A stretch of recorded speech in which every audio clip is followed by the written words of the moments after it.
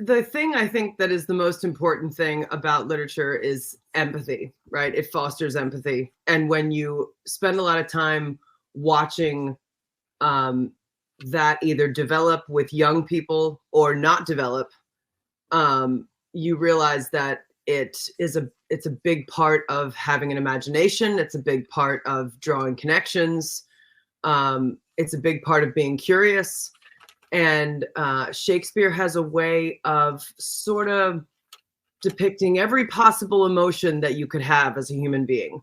And there are many, many great writers who have captured certain emotional circumstances. Definitely many great writers that have shown us what it feels like to be this or that. I don't really feel like there's any author on the same level with Shakespeare in terms of what it means to be alive, what it means to be human.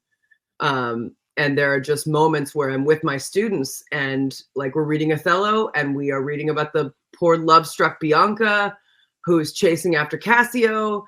And one of my students, I go, I've been this girl. Have any of us been this girl? And one girl in the class was like, Miss Murray, I am this girl, and we just all, and so when you see that, that's the real key. It's being able to imagine what it would be like to be someone else.